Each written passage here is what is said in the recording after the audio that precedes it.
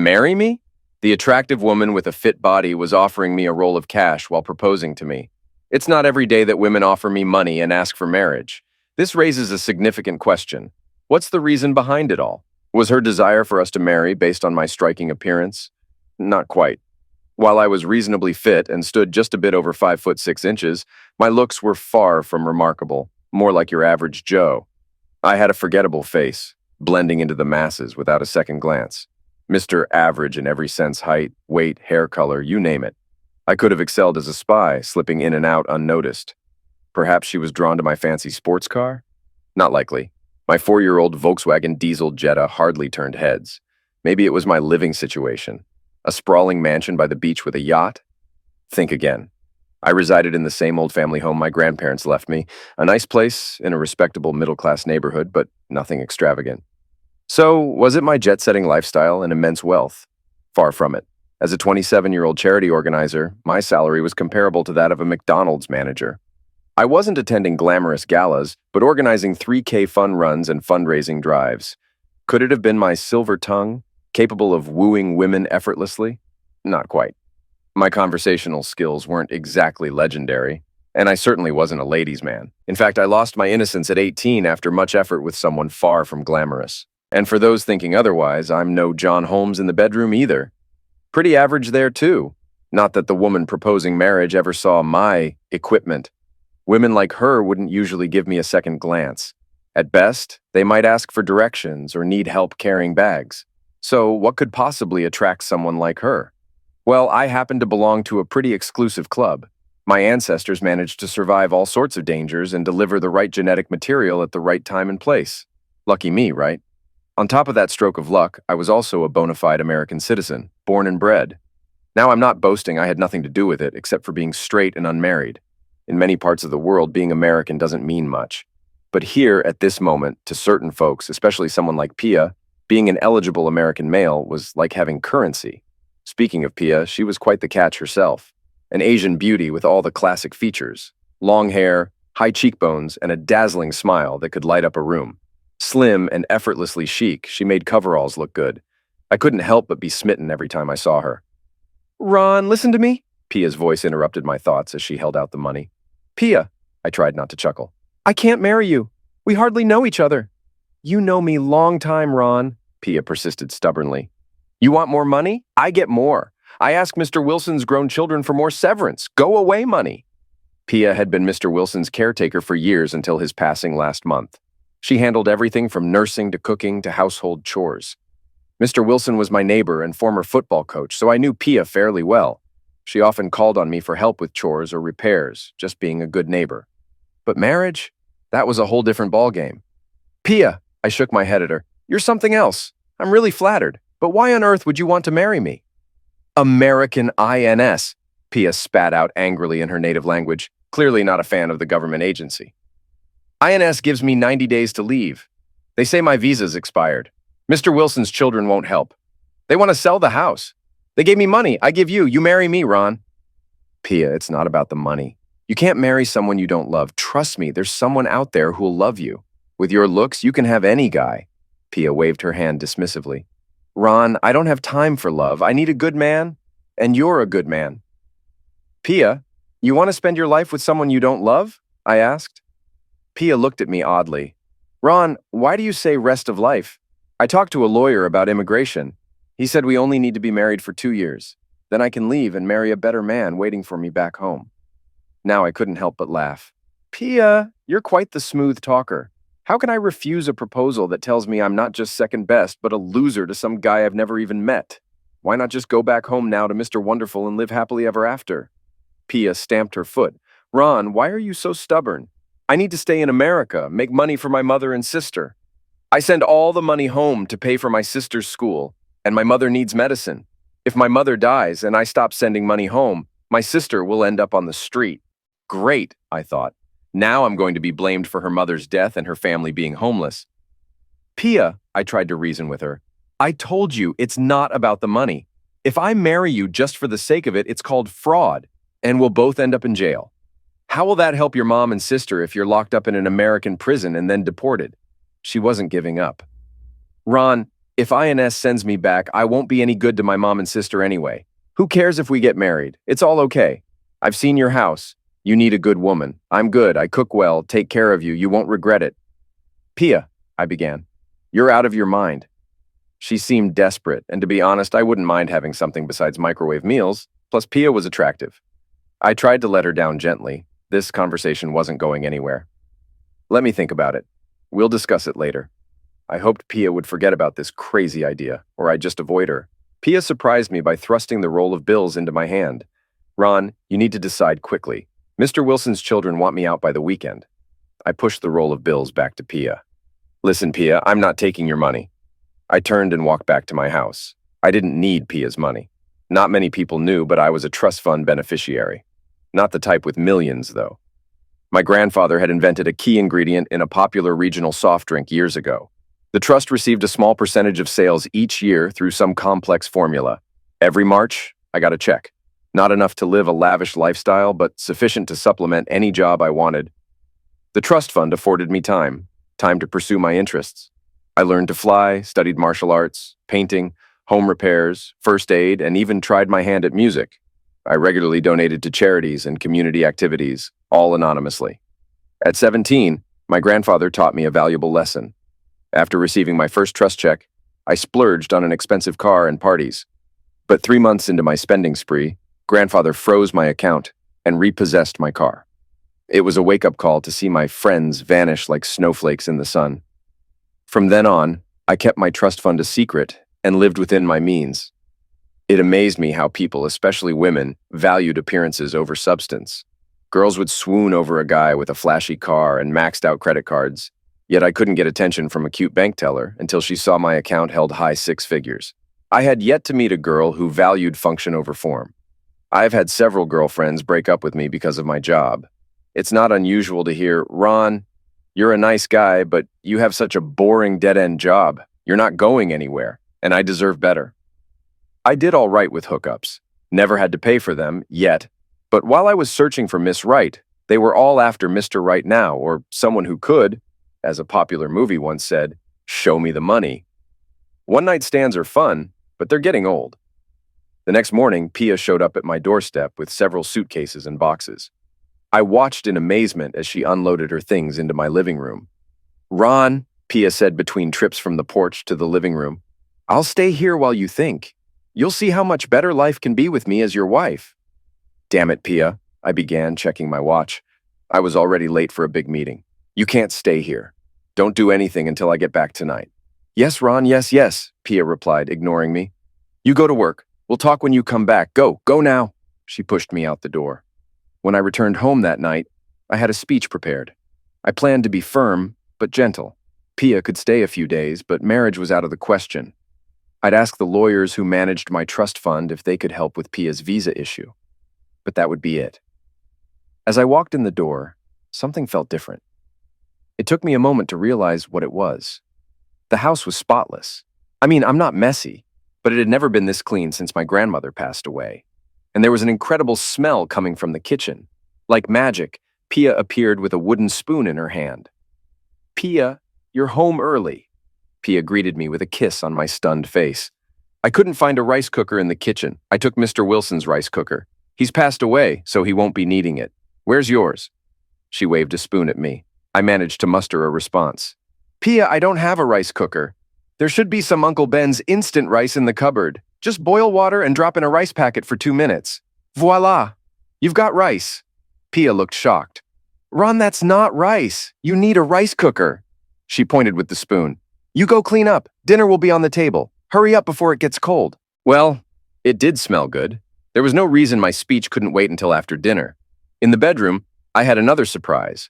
I opened my dresser drawer and found my socks neatly folded and lined up. But something was off. I picked up a pair of socks and underwear. Damn, Pia had ironed my socks and underwear. Dinner was fantastic. Some kind of fish with rice and salad. The dessert was amazing, a fruit cocktail I'd never seen before. Pia kept asking me about my day, and I found myself enjoying our conversation. She seemed to have a knack for understanding the people I worked with, and offered suggestions I'd never thought of for clients and problems I described. Pia even shared a few funny stories of her own, setting a good mood around the table. Well, now is as good a time as any, I thought. I might as well get it over with and start my speech. But Pia cut me off. Ron, plenty of time to talk later. You should go for a walk now. It's good for your health. True enough, Pia, I said. Let's go enjoy this beautiful evening. You go ahead, Ron, Pia countered. I'll clean up the kitchen first. I enjoyed my stroll around the block. Pia joined me, and we had a nice time chatting and walking.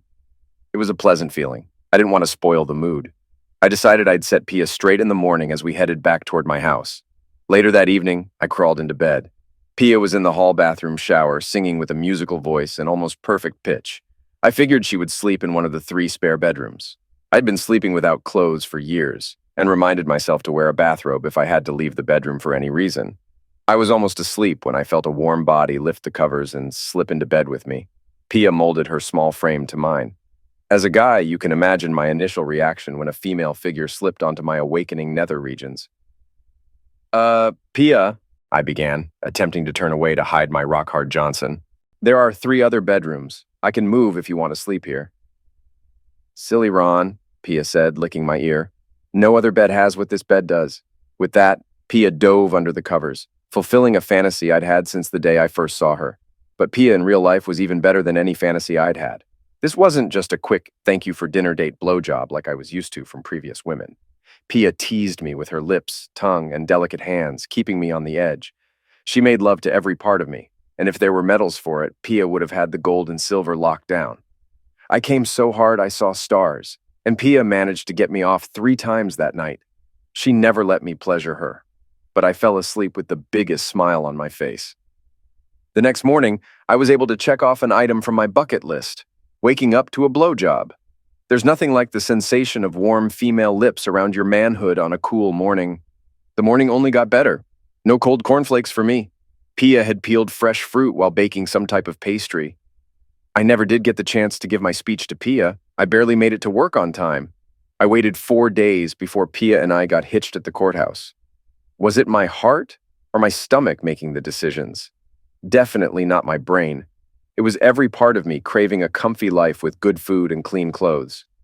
But don't worry, I had the law firm recommended by the trust draw up a prenup, detailing who gets what if things fall apart. We conveniently skipped the 2-year bit. I had to push Pia to have a lawyer look over it. Pia, why waste money on a lawyer? She asked. You're a good guy. You won't cheat me. But I genuinely enjoyed Pia's company. She grew up in a fishing town outside the city.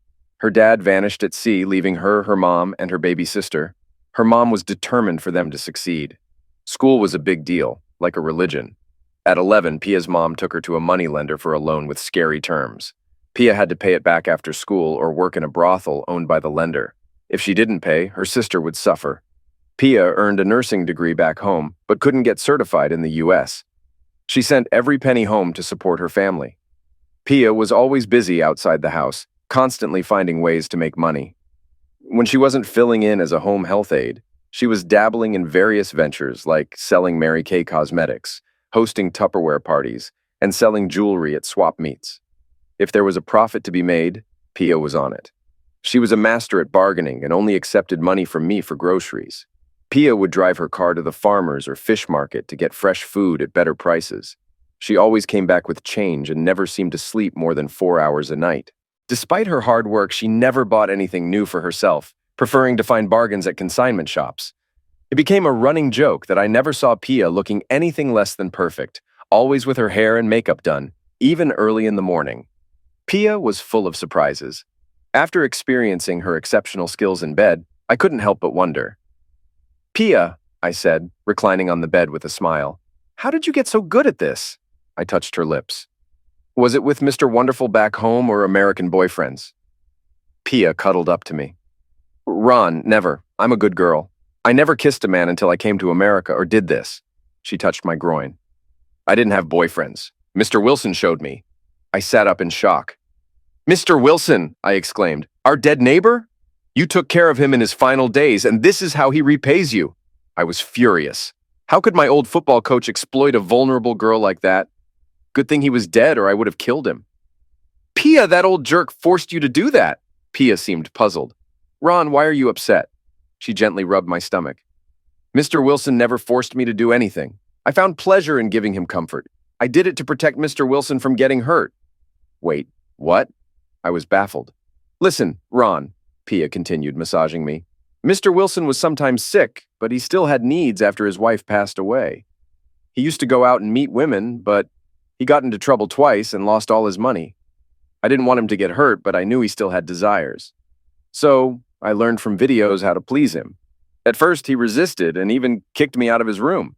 He threatened to fire me if I tried again, but I waited until he was asleep and I made sure he was happy. Eventually, he stopped fighting me and let me do it. Despite our arguments, I made him happy and kept him safe. Good Lord, Pia, I muttered, scratching my chin. I hope that wasn't part of your job description. And wait, Pia, you're not, doing this for other men on your home health aid or other jobs, are you? Pia looked surprised. Ron, I'm not a 403. I'm your wife, and I only do this for you. I don't do anything like that for any other man. Pia's earnestness was endearing, and I couldn't help but laugh. Maybe Mr. Wilson was just a lonely old man with needs, but I knew I wouldn't have been able to resist Pia's determination for long either. Even though our marriage was just for show, I made an effort to keep up appearances for Pia's sake. Pia was deeply connected within the Asian communities. Every weekend, there was some celebration happening. Weddings, baptisms, birthdays, you name it. Pia had turned networking into an art form. She seemed to know everyone and everything that was going on. But what I really enjoyed about these gatherings was the people and their outlook on life. They didn't live to work, they worked to live. Sure, they worked hard. Most of them had multiple jobs. But family and friends always came first, not the career ladder or corporate hustle. I found more joy in a backyard barbecue with Pia than in any fancy party. Nobody cared about your possessions or status. They were just happy to have you there. I knew I would miss this sense of community when Pia and I parted ways. Our 2-year agreement was nearing its end, less than 2 months away. I had quietly instructed my lawyers to prepare the divorce papers. Even though our prenup left Pia with nothing, I had set aside a substantial sum for her, to be revealed after our split. Pia was too proud to accept handouts. She insisted on paying her fair share of the household expenses. I tried sneaking the money back to her, but she was too sharp for that. So I saved it for her in a separate account. I also took care of her car, filling it up and making repairs without her noticing. Pia had a temporary green card, granting her resident alien status. Suddenly, she seemed nervous and out of sorts. I assumed it was because of our impending separation. Lately, she had been dressing nicer, cooking my favorite meals more often, and being more intimate in the bedroom. Ron, Pia began, looking across the table at me during dinner. I need another favor from you. Sure thing, Pia, I replied. What's on your mind? I need to bring my mother and sister to America, Pia blurted out. But my attorney says I don't have enough money to sponsor them. We had been filing our taxes separately as a married couple. Most of Pia's income was cash, and she'd readily give it away to friends for various needs, but she hated the idea of handing it over to some government entity she didn't trust. Pia, I chuckled. I warned you that unreported income might come back to haunt you someday. What do you want me to do about it? Why should I give money to those crooked politicians? Pia had a low opinion of government officials, like many people worldwide. They say I need your job income to sponsor my mother and sister. Pia, we're getting divorced soon, so my reported income won't help you then, I explained. Ron, Pia said nervously, playing with her food, we need to stay married until my mother and sister come to America. This is unexpected, Pia, I said, surprised. How long are we talking about? Not too long, Ron, Pia said optimistically. The lawyer thinks maybe 1.5 years, 2 years at most. I pretended to consider her request. That's a lot to think about. What does Mr. Wonderful, the fisherman back home, think about this delay? Pia waved her hand dismissively. Family comes first. He understands. He'll wait for me. For me, it wasn't much of a choice. Go back to microwave dinners and laundry duty while chasing indifferent ladies, or continue my fantasy life with Pia a little longer. I sighed dramatically. Okay, Pia, I guess we can tolerate each other a while longer. Pia's face lit up with her classic smile, and she returned to her meal. Under her breath, I heard her say, Thank you, Ron. About 6 months after that talk, things took a turn for the worse in our relationship. I was at a local sports bar hosting a fundraiser for my old college team, which surprisingly was having a winning season. In the past, my alma mater wasn't known for sports, but it had been a rebuilding decade. The bar's manager and assistant manager were alumni of the opposing team, and a betting game ensued among the patrons, with drinks and money wagered on every aspect of the game to be donated to charity. I'm not much of a drinker, usually sticking to a beer or a glass of wine with dinner. I vaguely remember getting into a lip lock with one of the girls after an exciting play on TV, but that's about it, until I woke up the next morning with a massive hangover. "Ron, wake up!" Pia shook me, her words echoing in my head like hammers. "Damn it, Pia," I tried to cover my head with a pillow. "I feel like death warmed over. Can't you just leave me alone?" "We need to go, Ron. Get your car. I have a lot to do today," Pia said sternly, handing me a glass of water and some aspirin. She didn't look pleased. After stumbling out of the shower, Pia dragged me to her car to drive to the sports bar where my car was parked. Pia was unusually quiet. About halfway there, she couldn't hold it in any longer. "Why did you behave badly with those women, Ron?" Pia started.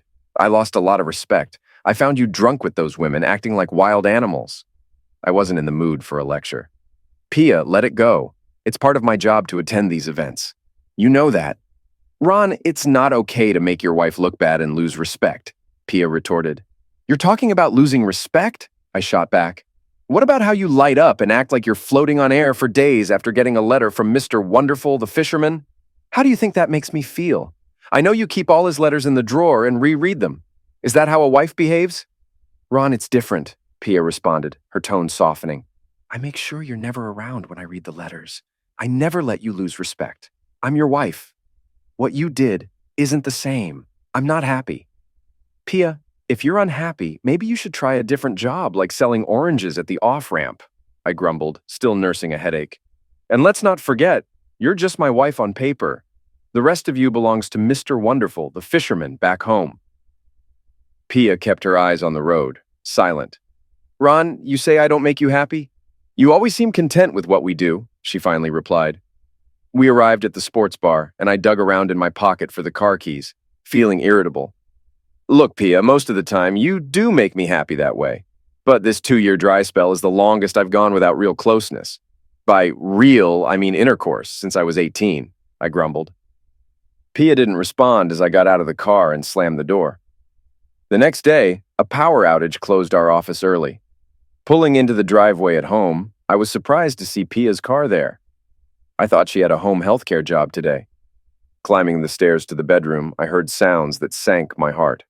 Muffled, unmistakable sounds of closeness. They weren't sounds Pia had ever made for me. The rhythmic slaps. A deep male voice encouraged her to go deeper. Well, there goes her vow to save herself for Mr. Wonderful or anyone else. Guess we both got screwed while neither of us got to screw, I bitterly thought. Pia had even put on music. I felt nauseous. I paused at the bedroom door. Did I really want to confront her? We were only married in name. I couldn't decide what angered me more. Pia teasing me for 2 years, or her sanctimonious lecture in the car about saving face and purity. What a load of crap. Fine. I'll hire a hooker tonight and do it on the dining room table in front of her. Deciding against confronting Pia immediately, I fetched my camera, made sure it had film and flash, and cracked open the bedroom door. I'd send a nice photo of Pia getting busy to her beloved Mr. Wonderful, the fisherman. I braced myself to see Pia in bed, tangled up with some hunk in the heat of the moment. But what I found was even more surprising. Pia was sitting on the bed, fully dressed, with a notepad in her lap and a pen in her hand. The TV played an adult film, and Pia had the VHS remote beside her. Occasionally, she paused the tape to jot something down, even rewinding to different scenes. A stack of VHS tapes lay beside her on the bed. Pia's back was turned, so she didn't notice me. I quietly shut the door after a moment of confusion. What's Pia up to now? I wondered. Whatever it was, I figured I'd better wait and see. I headed downstairs and out the front door. I didn't have to wait long to find out. When I returned later at my usual time, Pia greeted me at the door in a short nightie and planted a passionate kiss on me. Ron, you make me so hot, Pia said, fluttering her eyelashes. Let's go, I want you now. I had to hold back a laugh. Hearing Pia talk like this was downright amusing. I don't know, Pia, I played along. I'm really tired. But Pia wasn't giving up. Oh, Ron, let's go now. I have an itch only you can scratch, she insisted, running her hands over her body. You know what I want. Now it was my turn to be surprised. Pia wanted me to do that? Instantly, I was fully aroused and had to take a seat. Are you sure about this, Pia? I asked. Pia's eyes briefly showed fear, but she kept up her suggestive talk. Oh, yes, Ron, let's do it. she urged, rubbing her backside against me. I pulled Pia onto my lap and kissed her. Okay, Pia, I said firmly, but let's keep it real. No more of that talk. I want my wife back. I lifted Pia, who weighed less than 100 pounds, and carried her upstairs to the bedroom. Pia, put on a robe, nothing else, and meet me in the hall bathroom, I instructed. Pia began to speak, but I interrupted her. No questions, Pia. Just do it. When Pia entered the bathroom, I had drawn a warm bath with scented beads. Oh, Ron, Pia sighed as she eased into the water. This feels nice. Good, Pia, I replied, turning to leave. Stay there and soak until I get back. I returned 25 minutes later. Pia was so relaxed she was almost like jelly as I helped her out of the tub and wrapped her in a big towel. I carried her to the bedroom and laid her gently on the bed. Pia would let me eat her flour, but no other contact. Life was going smoothly. Pia eagerly checked the mailbox daily for updates on her mother and sister's INS request. As far as I knew, Pia still corresponded with Mr. Wonderful the fisherman. It bothered me a bit, but I figured he was only present in Pia's letters every few weeks, while I had her in person every day, for now. Overall, I felt like I had the better end of the deal at this point.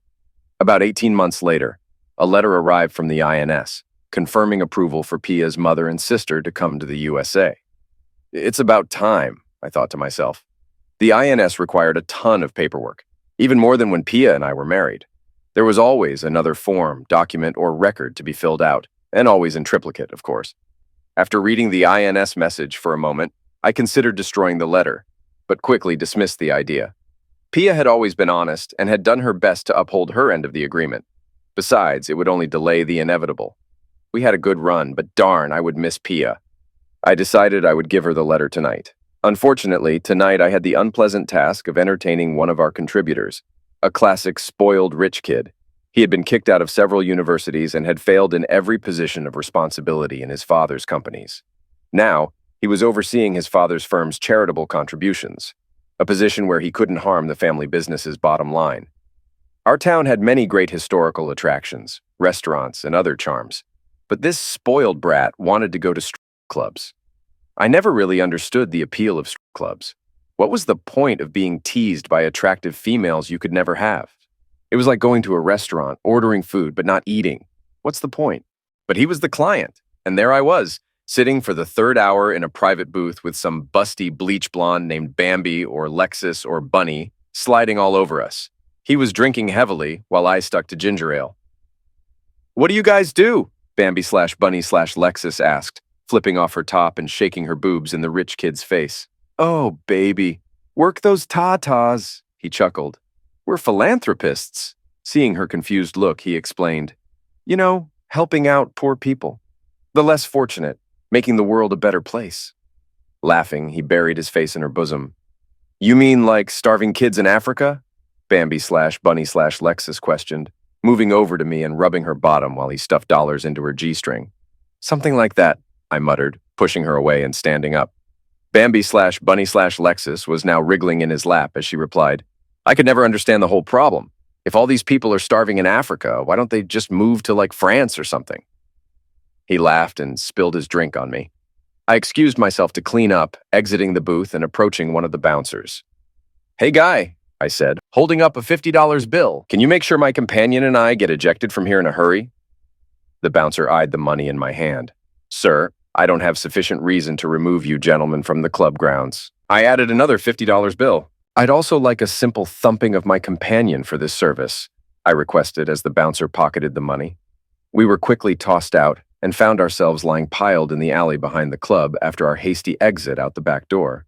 I was dirty but unhurt while my companion was laughing loudly. Ron, goddamn, he exclaimed, getting up. I ain't had this much fun since New Orleans. You're my kind of guy. How much money do you need for this place of yours, buddy? I grinned and helped him up. Come with me. I've got some papers in the car you can sign right now. Pia was waiting for me when I got home, and as she kissed my cheek, she wrinkled her nose at the smell of booze and cheap perfume on me. Ron, why do you smell like a brothel? Pia asked. I had to take a client to a dumb strip club and he spilled his drink on me, I explained, starting to head towards the stairs. I could tell Pia was skeptical. Ron, you weren't with any ladies, right? She asked warily. Of course not, Pia. I reassured her, though I could see she still had her doubts. Ron, if you weren't with other women, then we should have closeness right now. Let me pleasure you, Pia exclaimed, pulling me onto the couch and trying to undo my belt and zipper. I laughed and pushed away her hands. Hold on, Pia, I have something for you, I said, pulling out the INS letter from my suit coat pocket. But Pia was focused on undressing me. Ron, I've seen you staring at women with big chests, like cow teats.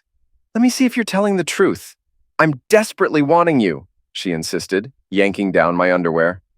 Okay, Pia, you win. I guess you can wait to read the letter about your sister and mom from the INS later, I conceded, waving the letter in her face. Pia froze for a moment, then snatched the letter from me, jumping up from the couch to read it. Ron, this is good news. Mother and sister can come to America, she exclaimed, clapping her hands. I'll call Mother now. We need to make preparations. Setting up the phone call to Pia's mother took hours with all the operators, country codes, and international lines. It was more complicated than a space shuttle launch. I was still sitting on the couch, partially exposed. Hey, Pia, I called out, pointing to my member.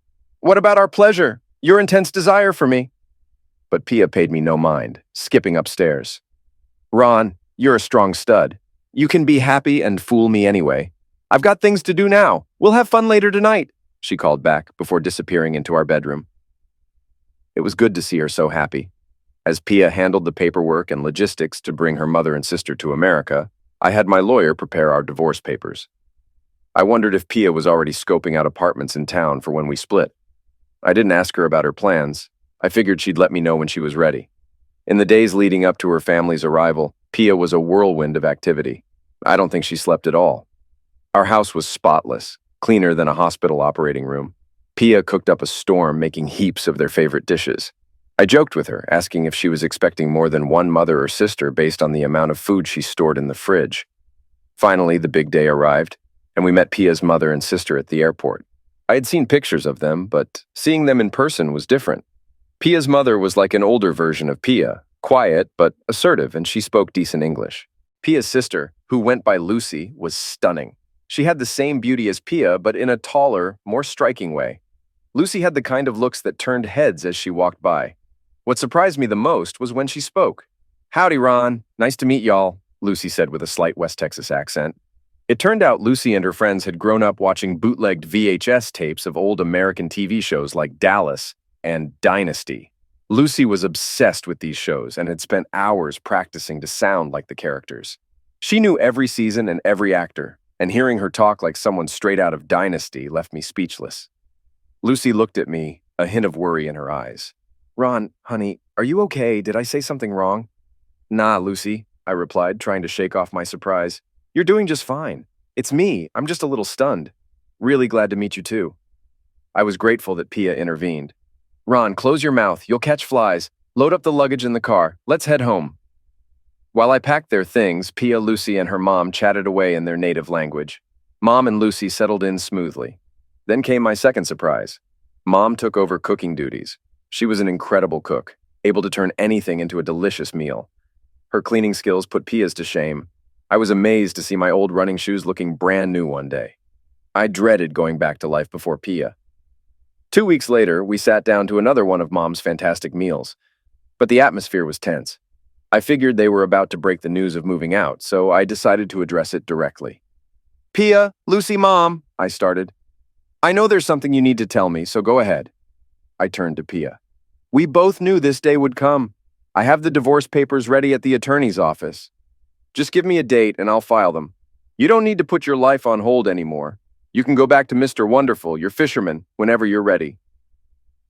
At the mention of divorce and the fisherman, Lucy and Mom exchanged glances, their expressions tightening. They spoke rapidly in their language before Pia finally addressed me.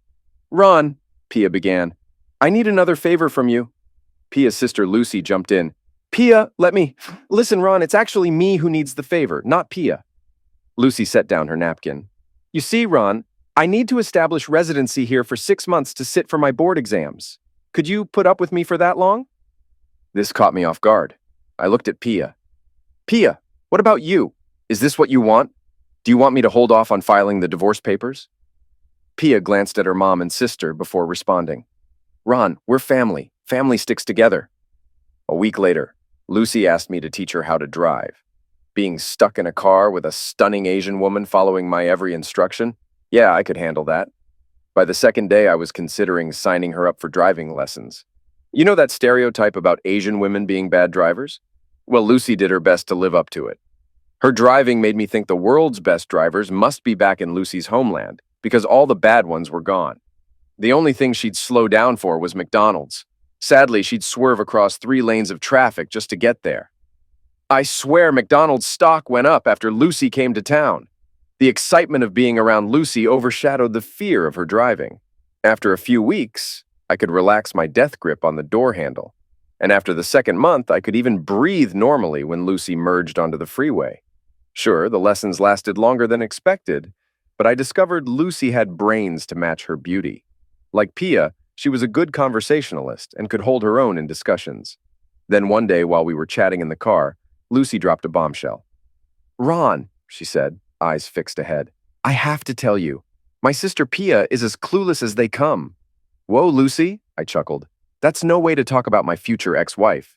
"That's exactly what I mean, Ron, honey," Lucy persisted. "I can't believe Pia's ditching you for that guy back home." "Lucy," I replied, more serious than I felt, "Pia and I had an arrangement. It worked out for both of us." "Ah, bull," Lucy shot back. "You're in love with Pia, and Mom and I can see it. I think Pia loves you too. She just doesn't realize it. I told her the day she lets you go, I'm swooping in and never letting you get away."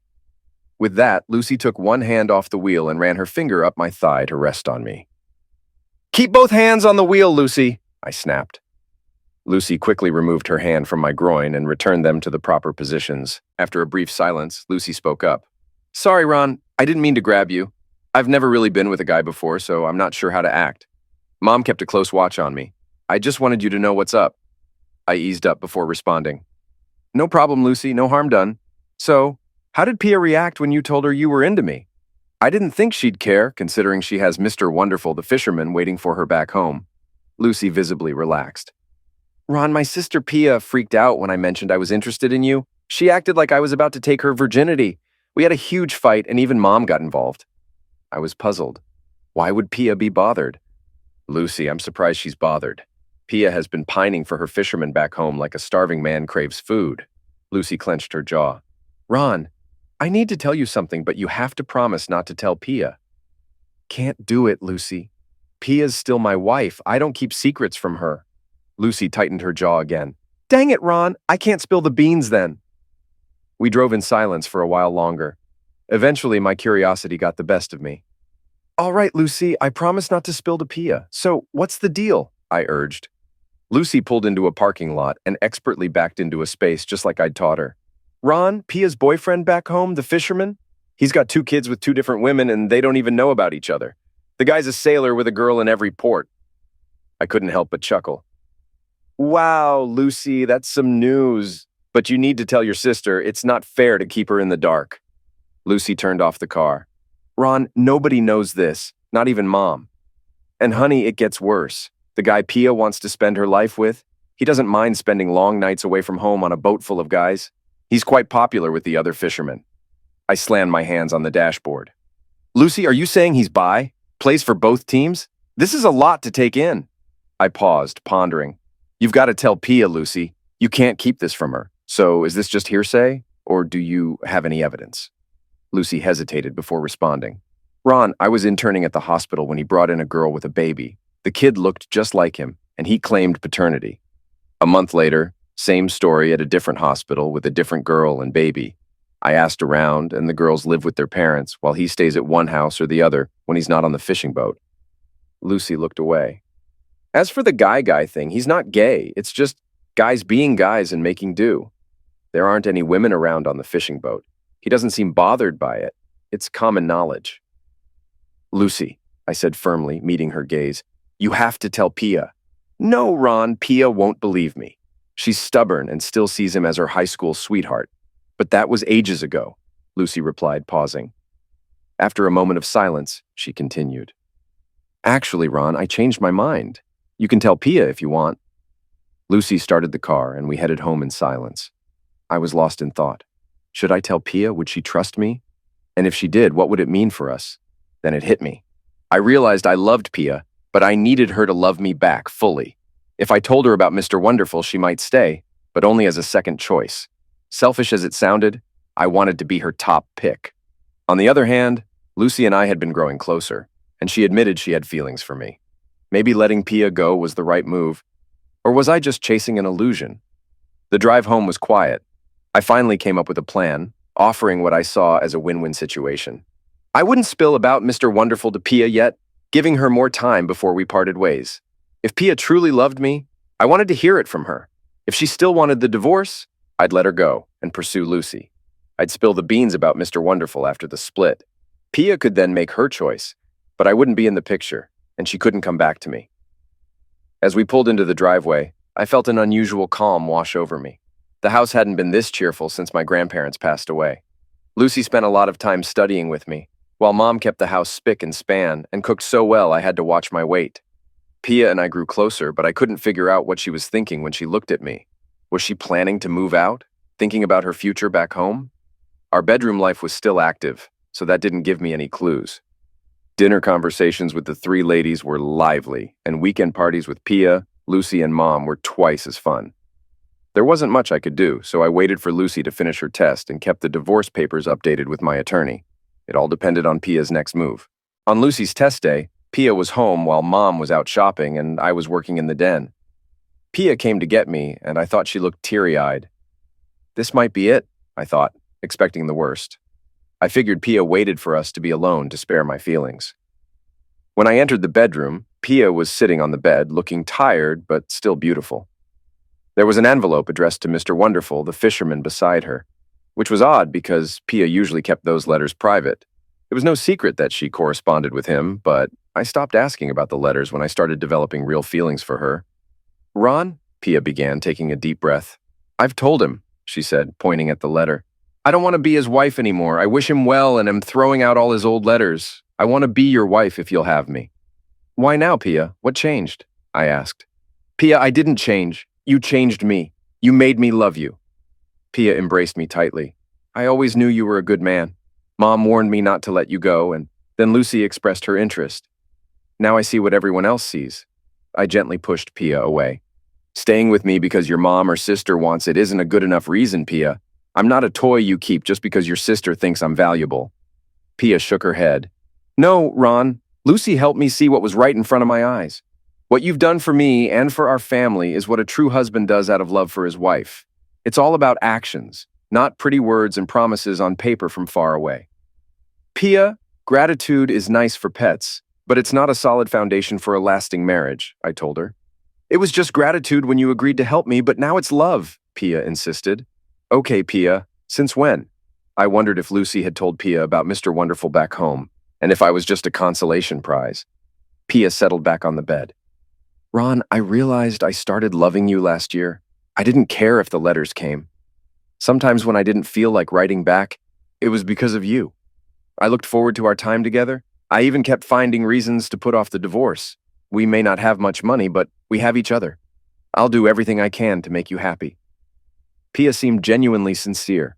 It was decision time. I had to choose a path. I kissed Pia deeply, and she pulled me onto the bed. Then she started to do the things. "Now, Ron, I'll give you what you should have had a long time ago," Pia whispered in my ear. A study from the University of Texas once revealed that marriages built solely on romance often fail because partners have unrealistic expectations and little room for growth in the relationship. This contributes to the high divorce rate in America, but I figured Pia and I had a better shot since we had nowhere to go but up. Next month marks our 21st wedding anniversary. Pia slowed down a bit with our 4 kids. I reckon she only gets about 5 hours of sleep a night now.